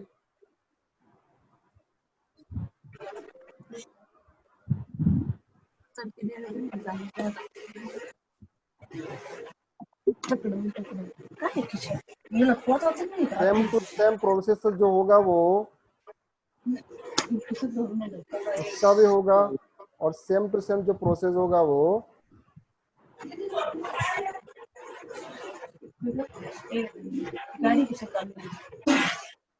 कैश की जगह हम यहाँ लिखेंगे सेल हो गया, कैश हो गया और राम अकाउंट हो गया। तो इस तरह से लेजर क्रिएट होते हैं टेली के अंदर।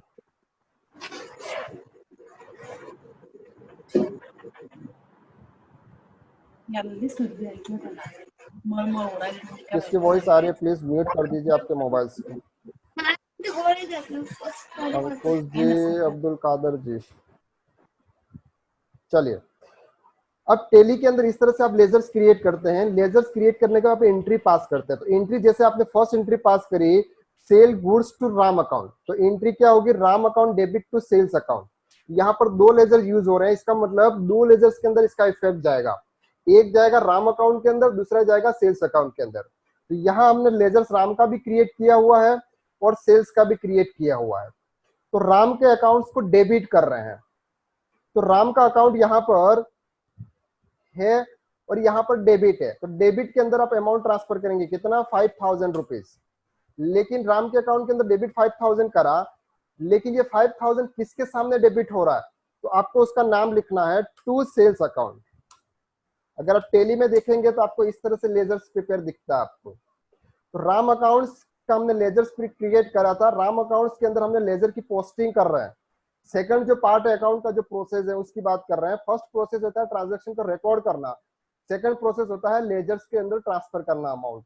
तो यहाँ लेजर्स के अंदर अमाउंट ट्रांसफर कर रहे हैं, तो राम अकाउंट को हमने डेबिट किया हुआ है और यहाँ पर लेजर्स राम का है। तो राम के अंदर डेबिट साइड हम 5000 रुपीज टाइप करेंगे और सामने किस सामने, यहाँ पर सेल्स अकाउंट के सामने हो रहा है, तो यहाँ पर हम सेल्स अकाउंट टाइप करेंगे। तो दैट्स कॉल राम अकाउंट्स के अंदर 5000 रुपीज टू सेल्स अकाउंट। और same to same sales account का लेजर भी यूज हो रहा है। तो सेल्स अकाउंट के अंदर अमाउंट क्रेडिट हो रहा है, तो 5000 रुपीज यहाँ पर चार्ज करेंगे और यहाँ पर टाइप करेंगे बाय राम अकाउंट। ये होगा एक लेजर पोस्टिंग। तो यहाँ पर डबल एंट्री सिस्टम यूज करते हैं यहाँ पर। तो डबल एंट्री के अंदर एक साइड डेबिट होता है तो दूसरी साइड क्रेडिट होता है। तो राम का अकाउंट डेबिट हुआ था इसलिए हमने डेबिट साइड लिखा, और सेल्स का अकाउंट क्रेडिट हुआ था इसलिए हमने यहाँ पर क्रेडिट साइड लिखा। तो जहां क्रेडिट का अमाउंट लिखते हैं उसके सामने वाले का अमाउंट लिखा जाता है, और जहां डेबिट लिखते हैं उसके ऑपोजिट वाले का नाम लिखा जाता है। तो राम अकाउंट के अंदर ऑपोजिट का अमाउंट सेल का था और सेल्स का अकाउंट के अंदर ऑपोजिट का अमाउंट राम अकाउंट का था। इसी तरह से सेकंड ट्रांजेक्शन है कैश रिसीव। तो कैश रिसीव के अंदर दो लेजर यूज हो रहे हैं, कैश और राम। तो कैश अकाउंट को हम यहाँ डेबिट कर रहे हैं, तो कैश अकाउंट के लेजर्स के अंदर 3000 रुपीज डेबिट करेंगे और किस क्या लिखेंगे यहाँ पे, टू राम अकाउंट। और same to same Ram account के अंदर क्रेडिट हो रहा है अमाउंट, तो यहाँ पर टाइप करेंगे 3000 अमाउंट और यहाँ पर लिखेंगे बाय कैश अकाउंट। इसी तरह से फोर्थ ट्रांजेक्शन सेम रिकॉर्ड होगा। राम के अंदर डेबिट होगा 6000 टू सेल्स अकाउंट, और सेल्स के अंदर फिर से डेबिट होगा 6000 by Ram account. Fourth transaction same to same फिर से होगा, टू राम अकाउंट 3000 रुपीज और राम अकाउंट्स के अंदर बाय कैश अकाउंट 3000 रुपीज। तो इस तरह से सभी ट्रांजैक्शन की शिफ्टिंग करते हैं उसके लेजर्स के अंदर। हमने यहाँ तो सिर्फ 3 ही लेजर्स देखे हैं, ये सिर्फ आपको बताने के लिए कि इस तरह से लेजर की शिफ्टिंग करते हैं। अब लेजर की शिफ्टिंग करने के बाद एंड ऑफ द ईयर या कभी भी जब आप बैलेंस शीट आपको प्रिपेयर करनी होगी, हेलो सर। यस हाँ सर, फोर्थ वाली एंट्री जरा समझो, रिपीट। फोर्थ एंट्री और थर्ड सेकंड एंट्री दोनों सेम है। फोर्थ एंट्री भी सेम है, सेकंड Yes. एंट्री भी सेम है। तो जब आपको सेकंड एंट्री पास कर रहे हैं तो सेम टू सेम एंट्री आपकी पास हाँ। थर्ड वाली फोर्थ वाली एंट्री। अकाउंट फॉर नहीं करे ओके तो ओके उन कोई पार्टियों से डिफरेंस नहीं बिल है मंगा इसमें। लो, या अपने ओनर से पूछ लो जी इनके बिल थे वो बताओ वो कहाँ है, क्योंकि हमें अपने अकाउंट्स टैली करने हैं। और जैसा हमने डेटर्स के साथ, कौन डेटर्स के साथ बात कर रहा है? तो cash account debit 3000 to Ram account, क्योंकि केस रिसीव हुआ है इसलिए केस अकाउंट को डेबिट करा हुआ है, राम से रिसीव हुआ है इसका मतलब राम को क्रेडिट करा हुआ है। तो राम के अकाउंट के अंदर 3000 है इसलिए हमने यहाँ पे 3000 टाइप कर दिए, और राम अकाउंट के सामने नेम है, केश अकाउंट के सामने हो रहे हैं इसलिए। सर मुझे ये बताइए कि टू और बाई का उपयोग हम कैसे करते हैं? आपने जैसे ये लेजर पोस्टिंग करी ना, इसमें ये बाई और टू ये जो इसका मुझे थोड़ा फंडा क्लियर कीजिए सर। जो डेबिट होता है, गजेंद्र जी 1 minute,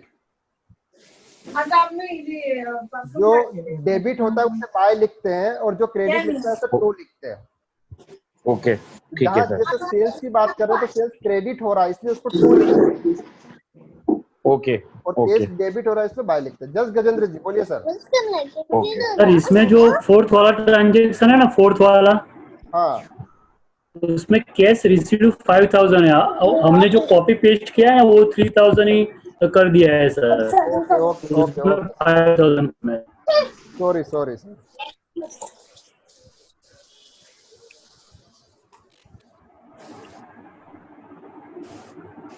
thank you for consideration. Okay okay sir. तो इस तरह से हम लेजर की शिफ्टिंग करें। लेजर की शिफ्टिंग करने के बाद हम इसका क्लोजिंग बैलेंस निकालेंगे। अब क्लोजिंग बैलेंस कैसे निकलेगा, यहाँ पर दोनों का टोटल करेंगे। जैसे अगर हम इनका टोटल करेंगे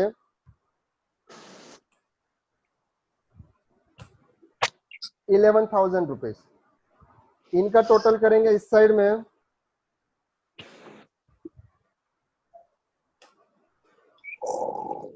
और इन दोनों का टोटल करेंगे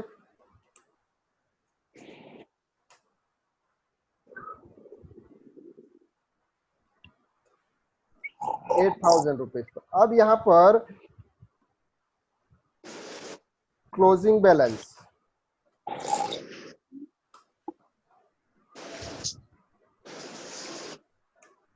अब डेटर्स का जो क्लोजिंग बैलेंस की हम बात करें, अगर डेटर्स का जैसे हमें लेजर क्लोज करना है तो डेटर्स का लेजर क्लोज करते हैं तो यहाँ पर आपके 11,000 है, इधर आपके 8,000 है। तो डेबिट साइड आपके अमाउंट 11,000 का है और क्रेडिट साइड का अमाउंट आपका 8,000 है। यहाँ पर आपको 3,000 रुपीज टाइप करना है, क्योंकि डिफरेंस कितना आ रहा है आपका 3,000 का। अब यहाँ पर आप जैसे ऐड करेंगे तो दोनों तरफ टोटल सेम आ जाएगा, 11,000 और इधर भी 11,000, means debit and credit same. तो ये जो बैलेंस है, क्लोजिंग बैलेंस है, यहाँ आपको किधर साइड दिख रहा है, क्रेडिट साइड दिख रहा है, लेकिन एक्चुअल में ये डेबिट बैलेंस है, क्योंकि डेटर से हम 11,000 रुपीज मांग रहे थे लेकिन अभी रिसीव हुआ 8,000 रुपीज। तो 3,000 रुपीज और रिसीव होने हैं, तो जो रिसीव होने हैं उसको डेबिट बैलेंस बोलते हैं। तो ये आपको 3,000 जो क्रेडिट साइड का अमाउंट दिख रहा है ये एक्चुअल में डेबिट बैलेंस है। तो जब आप ट्रायल बैलेंस के अंदर इसको शिफ्ट करेंगे तो ट्रायल बैलेंस के अंदर इसको आप डेबिट साइड के अंदर शिफ्ट करेंगे। तो डेटर्स जितने भी होंगे उन सबका अमाउंट अगर डेबिट साइड में है तो उसे आप डेबिट साइड की तरफ लिखना है। लेकिन अगर किसी डेटर्स का बैलेंस क्रेडिट साइड भी हो सकता है कि हमने सेल किया है, इससे ज्यादा का पेमेंट रिसीव हो चुका है, तो उसका अमाउंट अगर आपको है तो क्रेडिट साइड आपको अमाउंट टाइप करना, तभी जाके आपका ट्रायल बैलेंस मैच करता है। लेकिन अगर हम यहाँ बात कर रहे हैं कैश की, तो कैश के अंदर क्रेडिट का अमाउंट कुछ नहीं है, तो यहाँ पर आपका हो जाएगा 8,000 रुपीज। ये भी आपको बैलेंस इधर क्रेडिट साइड दिख रहा है लेकिन एक्चुअल में है ये डेबिट बैलेंस। अगर हम सेल्स की बात करें तो सेल्स के अंदर क्रेडिट साइड अमाउंट है 11,000 रुपीज, लेकिन यहाँ डेबिट साइड कुछ नहीं है, तो बैलेंस कैरी फॉरवर्ड कितना हो जाएगा 11,000। तो दोनों तरफ हो जाएगा 11,000। तो इस तरह से सेल्स का अमाउंट क्रेडिट है तो क्रेडिट साइड में लिखेंगे, कैश का अमाउंट डेबिट है तो डेबिट साइड का अमाउंट लिखेंगे, और जैसे राम का अकाउंट डेटर्स है तो उसका अमाउंट डेबिट साइड में टाइप करेंगे। तो अगर आपको यहाँ दिख रहा है इस तरह से लेजर, ये बात कर रहे हैं हम ट्रायल बैलेंस की। जैसे ये एक ट्रायल बैलेंस है, cash amount debit side, Sudhir Kumar एक बिजनेस का ओनर है, उसका अमाउंट है 3 lakh rupees credit side. Computer assets है, एसबीआई बैंक अकाउंट है, कोडलेस फंड एसेट्स है, फर्नीचर एसेट्स है, एसी एसेट्स है, रेंट डिपॉजिट किया हुआ है मैं डिपॉजिट एसेट्स है, Reliance deposit, deposit assets, stationery expenses, drawing capital है। अब हमको ये इस तरह से लेजर हमने क्रिएट करे, लेजर क्रिएट करने के बाद लेजर को शिफ्टिंग करा, लेजर शिफ्टिंग करने के बाद अब हम यहाँ पे उसका ट्रायल बैलेंस बना दिया। ट्रायल बैलेंस कैसे प्रिपेयर करा, जैसे डेटर्स के अंदर जो अमाउंट डेबिट साइड होगा वो आपको डेबिट साइड में टाइप करना है, और जो अमाउंट क्रेडिट साइड होगा वो आपको क्रेडिट साइड में टाइप करना है। तो इस तरह से आपका ट्रायल बैलेंस बनता है। तो ट्रायल बैलेंस के अंदर दोनों साइड अमाउंट सेम आना चाहिए, 3,76,250, 3,70,250। तो इस तरह से आपका ट्रायल बैलेंस मैच कर गया। अब हम बनाएंगे trading profit and loss account. यहां तक अगर किसी को डाउट है तो उसको आप क्लियर कर सकते हैं। अब आगे जाने के बाद फिर रिवर्स नहीं आएंगे। You can ask. Hello sir. अभी का सर जो क्लोजिंग बैलेंस, वॉइस नहीं आ रही है सर आपकी। क्लोजिंग, हाँ अभी का जो क्लोजिंग बैलेंस वाला जो पॉइंट है 3,000 का डिफरेंस दिखा, हाँ रिपीट कर दीजिए। ओके। अब यहाँ अगर हम राम के अकाउंट्स की बात कर रहे हैं तो राम अकाउंट्स का क्या होता है, टोटल आपका कितना हो रहा है 11,000 रुपीज। लेकिन अगर हम क्रेडिट साइड के अमाउंट की बात करें तो टोटल हो रहा है 8,000 रुपीज। तो आपका जो बैलेंस होता है, जो लेजर्स होता है, वो ऑलवेज दोनों मैच होने चाहिए, टोटल अमाउंट दोनों का मैच होना चाहिए। तो हमें दोनों तरफ 11,000 11,000 करना है। तो जब 11,000 इधर करेंगे तो 3,000 का डिफरेंस आएगा। मीन्स ये 3,000 का डिफरेंस जो होगा वो नेक्स्ट ईयर कैरी फॉरवर्ड हो जाएगा, जिसको अपन बोलेंगे हम 3,000 रुपीज मांग रहे हैं, तो ये 3,000 rupees next year carry forward हो जाएगा। तो जिसका जो बैलेंस ट्रायल बैलेंस के अंदर वही अमाउंट जाता है जिसका बैलेंस होता है। तो यहाँ पर बैलेंस है। लेकिन अगर हम यहाँ पर फॉर एग्जाम्पल 8,000 रिसीव कर लेते तो ये कितना था, हो गया 11,000। तो यहाँ पर जीरो अमाउंट आता। तो हमें राम को अकाउंट को ट्रायल बैलेंस के अंदर ले जाने की जरूरत ही नहीं थी, क्योंकि हमें उनसे कुछ मांग ही नहीं रहे। क्लियर है। लेकिन हम यहाँ पर 5,000 है, इसलिए हम 3,000 का क्लोजिंग बैलेंस है जो नेक्स्ट ईयर कैरी फॉरवर्ड हो जाएगा। तो कैरी फॉरवर्ड करने के लिए उसको पहले ट्रायल बैलेंस में शिफ्ट करना होता है।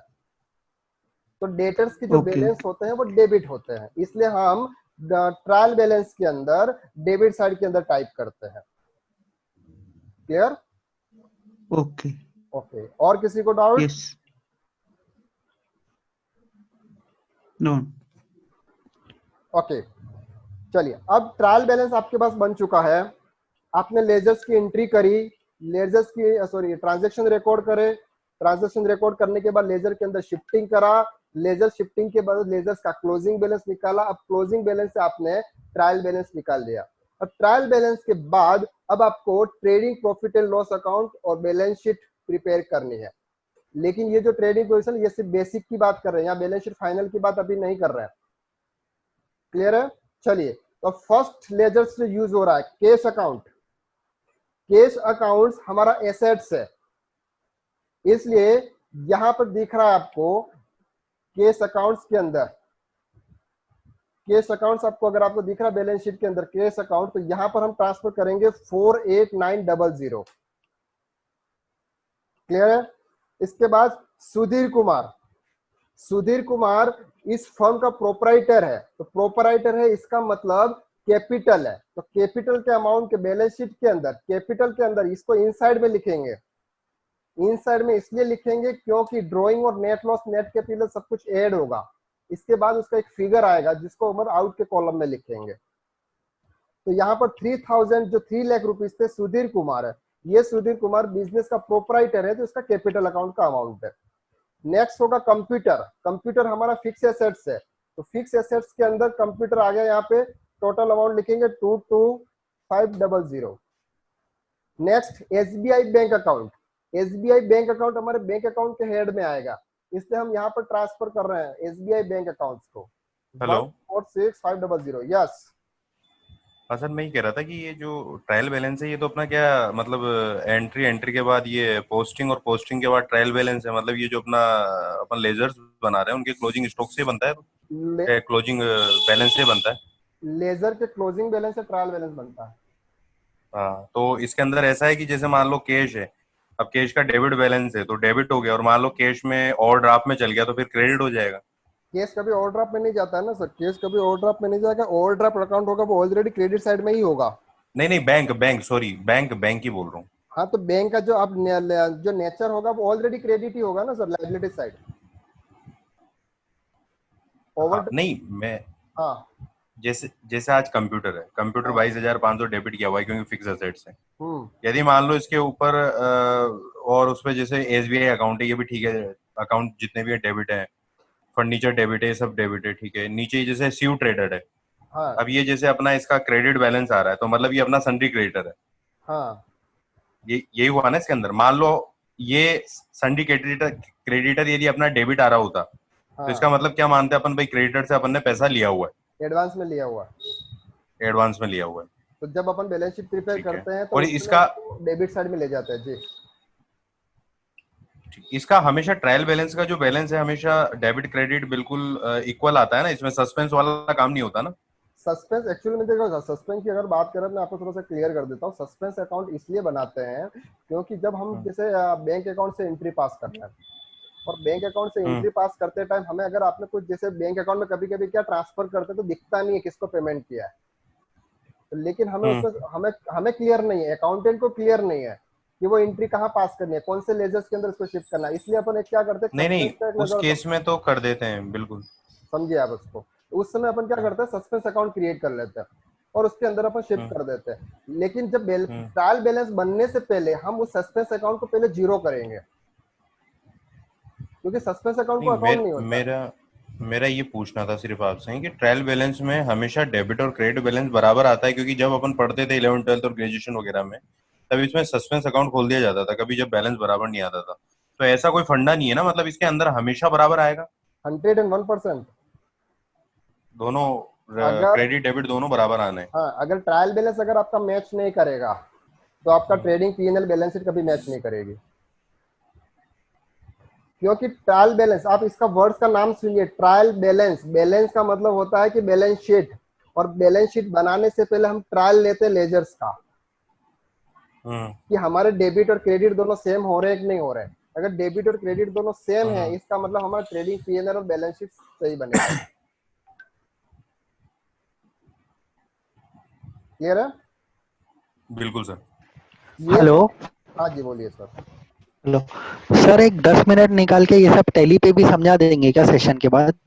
ये सर, ये तो मैं अभी आपको बेसिक बता रहा हूँ, या तो फिर अपन जब एडवांस करेंगे ना, एडवांस में जैसे अगर ये तो सिर्फ बेसिक लेवल चल रहा है अभी, ये तो मैं सिर्फ आपका बेस बना रहा हूँ ताकि जब मैं एडवांस की तरफ जाऊं तब आप मेरे को ये नहीं पूछे कि सर कंप्यूटर का क्लोजिंग बैलेंस कहाँ से आया। अच्छा, समझ रहे हैं आप? तो टैली पे भी कराएंगे क्या सर? टैली के सब कुछ बाद में टैली पे ही होना है सर। अच्छा। बैलेंस शीट प्रिपेयर कहाँ पे करेंगे अपन, किसी मैन्युअली तो करने नहीं वाले हैं सर, टैली के सॉफ्टवेयर भी करने वाले हैं। हाँ सही है, हाँ बिल्कुल। ठीक है सर, बिल्कुल निश्चित रहिए सर, आप बिल्कुल टेंशन मत लीजिए इस चीज का। जी जरूर सर। ओके, तो यहाँ हम बात कर रहे हैं जैसे एसबीआई की 10 मिनट से अपने पास में हमने कौन सा रिकॉर्ड कर लिया, कंप्यूटर अकाउंट्स। अब कंप्यूटर के बाद में आता है एसबीआई। एसबीआई को हमने लिख दिया 146500 कोडलेस फोन के अंदर अमाउंट ट्रांसफर कर रहे हैं 6000 रुपीज। नेक्स्ट ट्रांजेक्शन है फर्नीचर, तो फर्नीचर भी हमारा एसेट्स है 20,000 रुपीज। इसके बाद आता है एसी भी हमारा एसेट्स है 20,000 रुपीज। रेंट डिपॉजिट हमारा डिपॉजिट एंड एसेट्स है, इसलिए हम इसको डिपॉजिट एसेट्स के हेड में लेते हैं 25,000 रुपीज। रिलायंस डिपॉजिट, ये भी हमारा डिपॉजिट एसेट्स है 3,000 रुपीज। ये अमाउंट यहाँ से ले रहा हूं मैं, आपको अगर कंफ्यूजन होगा तो यहाँ से ये अमाउंट ले रहा हूं, ध्यान रखिएगा। स्टेशनरी का मतलब हमारा एक्सपेंसेस है, एक्सपेंसेस हमारे पीएनएल के अंदर कवर होता है, तो हम यहाँ प्रॉफिट एंड लॉस के अंदर इनडायरेक्ट एक्सपेंसेस के अंदर कवर करेंगे 12500। बताओ। ड्रॉइंग अकाउंट का मतलब होता है कि क्या बोल रहे हो, बिजनेस से पैसा विड्रॉल करना। तो अगर बिजनेस से अगर आपको पैसा विड्रॉल कर रहे हैं तो वो कैपिटल के अंदर से आएगा। ड्रॉइंग मतलब कैपिटल का पार्ट है, तो आप ड्रॉइंग अकाउंट्स के अंदर आप अमाउंट लिखेंगे 7,500। नेक्स्ट आएगा office expenses, that's called indirect expenses, तो यहाँ पर आप ऑफिस एक्सपेंसेस के अंदर अमाउंट लिखेंगे। Office rent also as indirect expenses.